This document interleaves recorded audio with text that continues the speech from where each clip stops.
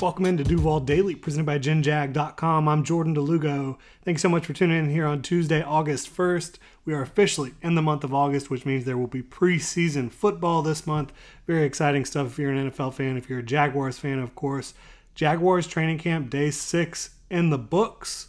It was a fun day out there. First day of full pads for the Jaguars during this 2023 training camp, so a lot to get into.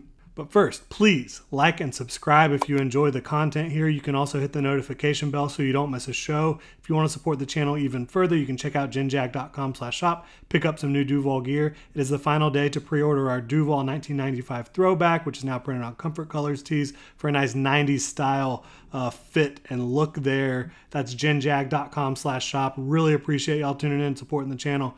It means the world to me. So let's get into everything from Jaguars training camp day 6, which again was the first day of full pads. The Jaguars announced 8 coaching hires through the Bill Walsh Diversity Coaching Fellowship, including Paul Spicer, Jordan Todman, Jeremy Harris, some familiar names there. Jaguars fans will obviously know them. Those coaches will be with the team through the end of training camp. And it's an opportunity for them to just get into an NFL building, work with an NFL staff, and get some exposure and potentially sign on as a permanent fixture in the organization or potentially somewhere else.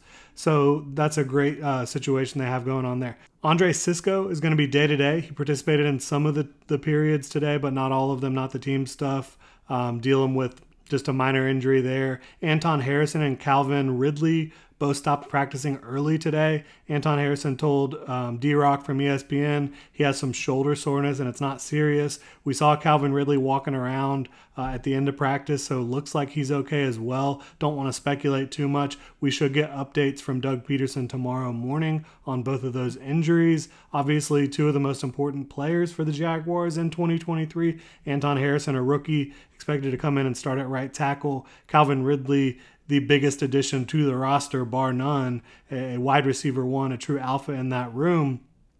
We'll find out more about that tomorrow. Getting into what we did see on the field today, Devon Hamilton, he was back out there with the team. He had missed some team periods over the last couple of days. He was back out there, so good to see him full go again. Dabo Swinney, Trevor Lawrence's college head coach from Clemson, was out there. It was a star-studded lineup of attendees at Jaguars practice today. Takeo Spikes was out there, former linebacker. Tony Baselli, Leon Searcy, best bookends this team has ever had at tackle. Jeremy Fowler of ESPN, Rick Spielman as well. Pete Prisco was out there. So a lot of big names out there watching the Jaguars practice. They started off with Brandon McManus and special teams and the team drills, 3 of 5 on his field goal attempts today. Obviously not his best effort there. I wouldn't sweat it. Both misses were very close. If you were at training camp last year, a miss was liable to hit you in the head no matter where you were. So I would not sweat Brandon McManus missing a couple kicks there. Not a big deal, but you do want to see him rebound moving forward through the rest of the week. There was a lot of red zone work today. For the offense and defense. We'll go ahead and get into it, and we'll cap everything off with Trevor Lawrence talk at the end, the first team offense. But I want to start with Antonio Johnson here. 2nd interception of training camp for Antonio Johnson. So for me, the way he's playing looks really good. Obviously, he's a guy that was really effective covering the slot and a zone role, kind of off-zone role at Texas A&M. So can you continue to see him do that in Jacksonville so far? Everything's looking pretty good. He kind of jumped a route on the goal line today from C.J. Beathard there, I believe. Was not Trevor. It was either C.J. or Nathan Rourke. But jumped that route, hauled in the football, took it back the other way. It was awesome to see him get his 2nd interception of camp. So I think when you look at the competition for reps in the secondary, at nickel specifically, which there's different roles for nickel, right? You can have a big safety covering tight ends, covering jumbo slots. You can have a corner, a smaller corner covering those speedier, shiftier slot receivers. Herndon is still running with the ones, right? Trey Herndon is. But I think the young guys, Antonio Johnson, Eric Hallett, Gregory Jr., you should continue to monitor that situation because maybe they're going to be fighting for some reps at some point, whether it's the beginning of the season, whether it's at some point in the season. I think those guys are showing some signs that they have the ability to play in this league at a high level. And Eric Hallett, he had his first interception of camp today. and 4-on-4 kind of a different sort of drill than we've seen so far throughout training camp. It's usually, if you're in a team segment, you've got either 7-on-7 or 11-on-11, but it was kind of 4-on-4, 4 defenders versus 3 receivers in the quarterback type situation. Eric Hallett picked off Trevor Lawrence, jumped a short route, and was off to the races the other way. Really good play on the ball, and made a really nice PBU in the end zone later on in practice. So I think Eric Hallett had a really good day for himself, starting to show why the Jaguars valued him, and starting to show some of what you saw in his tape at Pittsburgh.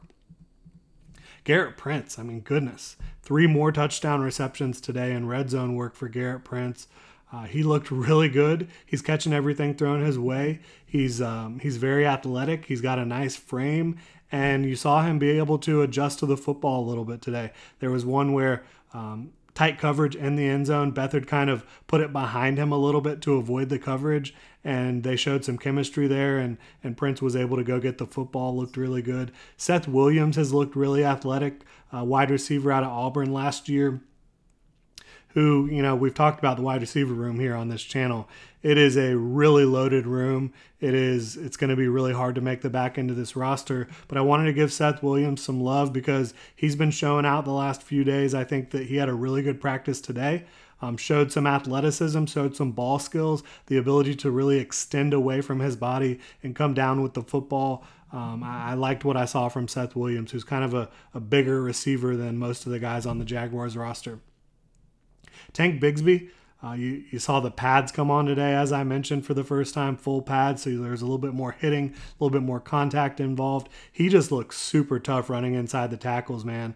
A load to bring down, had a couple nice touchdown runs running between the tackles in red zone work. So I think you're going to see him, as the season goes on, get more and more work in that regard, that tough yardage situations, whether it's in the red zone, whether it's short yardage. If they want to pound the ball up the gut, I think Tank Bigsby is their best option. And now they're going to try to keep teams on their toes. They're not just going to send in Tank Bigsby only to run it up the gut. They're not going to just have Travis Etienne only running the outside stuff. You're going to mix it up. But I think Tank Bigsby gives you a really good option when it comes to the tough yardage stuff.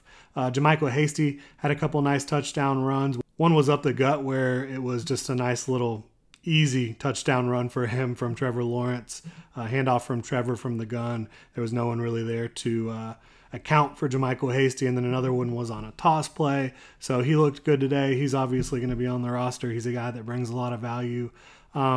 Travis Etienne had a nice touchdown run to the outside, as I mentioned. He is a better outside zone type runner. You want to get him in space with his speed and athleticism, and he showed that off on that run. Jamal Agnew had a nice one, followed his blocks really well. Looked like there was space to the outside, but instead of just sprinting for the pylon, Jamal Agnew, he decided to follow his blockers, and they did a good job and guided him right into the end zone on a sweep there. You love to see that. Caleb Johnson, a linebacker, fighting to make this roster. There's a ton of linebackers that are trying to make a few spots on this roster. Obviously, you have Devin Lloyd, you have Chad Muma and Foye Oluokun locked in. You've got Ventrell Miller competing. You've got Shaq Quarterman competing, and Caleb Johnson as well.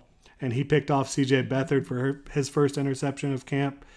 You really like to see that. Did see Oliver Martin, wanted to give him a little shout out. He scored a touchdown in red zone work from C.J. Beathard, actually from Nathan Rourke, that one was.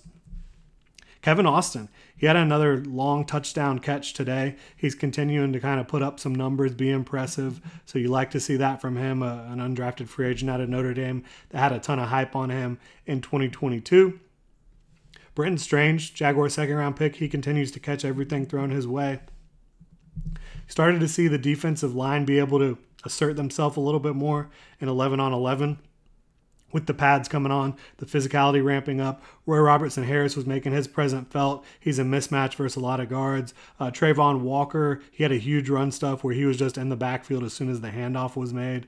Josh Allen continues to apply pressure at a high level. Really like to see that from all those guys. And we'll cap it off here talking about what we saw from Trevor Lawrence in red zone work, which was the primary focus of the day on day 6 for the Jacksonville Jaguars here.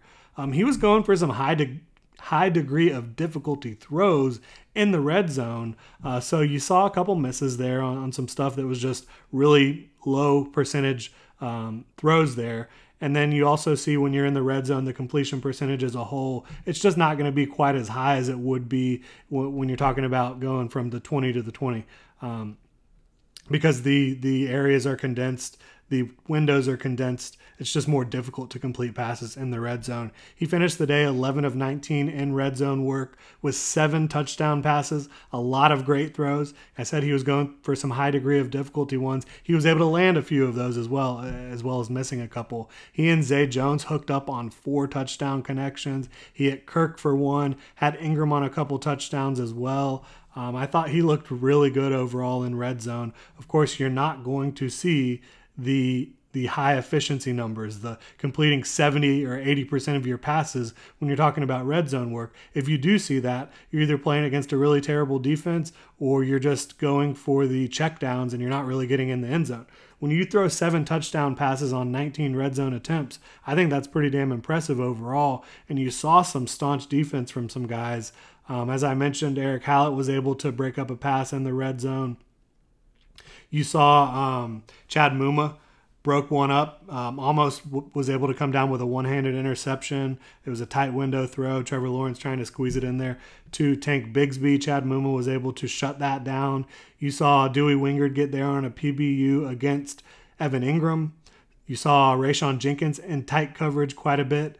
You saw him throw one a little bit too high for Garrett Prince. You also saw him throw one where it was just a little bit too far out of bounds for Seth Williams to come down with it. Seth Williams laid out for it, looked impressive in doing so, but they just weren't quite able to connect on it. But again, the 4 touchdown passes to Zay Jones were all really pretty.